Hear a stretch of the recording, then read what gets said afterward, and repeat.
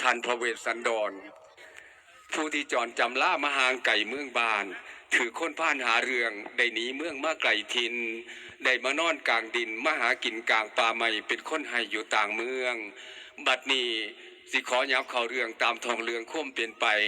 เวสสันดรอยู่กลางไพร่พรำนั่งมาที่หน่อยเห็นชาวเมืองหลายลอยทั้งเสนาขาอามาตย์ประหลาดใจจริงลำนำมาเบาเรื่องอย่างน้อท่านเอ่ยนั่งสนมสิจาตานอามาตย์ทันสิขานก่อนขอวิงว่อนทั้งสององค์ให้เต่าขึ้นเมื่อบานพี่น้องที่เคารพทุกท่านต่อจากนี้ไปท่านสิได้พบกับพระเวสสันดรที่ได้ออกเผยว่าจากับชาวเมืองว่าจังใดนั้นขอเชิญพี่น้องฟังเสียงเบาเสียงจาของพระเวสสันดรนะครับในตอนนี้สกอต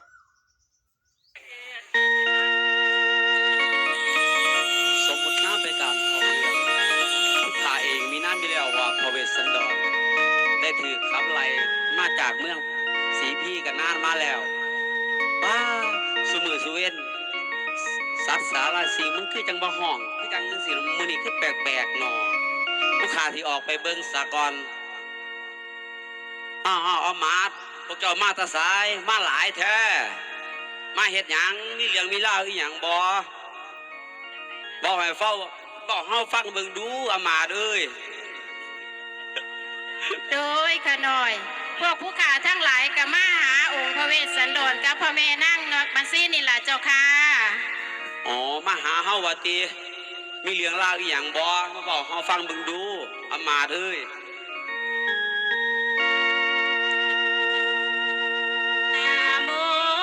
แปลว่าน้อมเท่ากับม้อมจอมหัว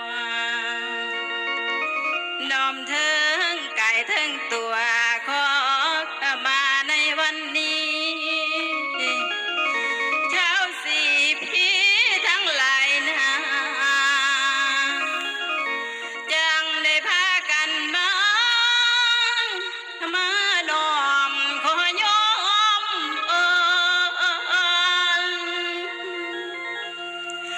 อันความผิดแต่ขังก่อนผู้ข้าขอยกไว้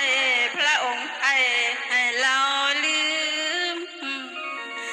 ชาวสีพี่ยังปราบปลื้มแต่บุญเก่าแต่เข้าหลังขอพระองค์จงคืนว่าทินสถานเมืองบานให้กลับขึ้นไปสร้างเวียงวังให้ยิ่งใหญ่กลับขึ้นไปตุ่มไอประชาไทยทุกทวนหน้าถ้าเจ้าล้วนมากมีชาวสีพีมาก่าวเอิญอันเชิญพ่อองค์ผู้บาน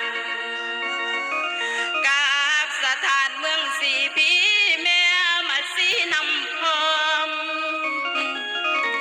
ผู้ข้าขอยอมแล้วแนวใดๆก็ตามสั่งขอยอมเบิดผู้สุยางขอแต่องค์พระเวทเจ้าให้ขึ้นเขาสู่นคร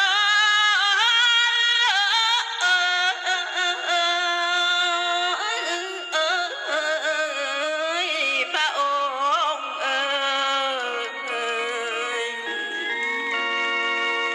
พระองค์ชาวสีพี่มากล่าวเอิญอัญเชิญพ่อองค์ผู้บานกับสถานเมืองสีพี่แม่มาซี่เป็นน้ำพรมผู้ข้าขอย่อมแล้วแนวใดๆก็ตามสาขอย่อมเบิดคู่สุยางขอตะองค์พระเวทเจ้าให้ขึ้นเข้าสู่นครเดี๋ยวนี้นะพวกมอมฉันมานะคิดว่าสิมาเชิญพระองค์ทั้งสองนะกลับสู่บ้านสู่เมืองสันดอกเจ้าข้าพระองค์เศร้าเฮาบ่กลับนำพวกเจ้าดอกให้พวกเจ้ากลับเมื่อบ้านสาเด้อเฮาบ่กลับนำพวกเจ้าดอก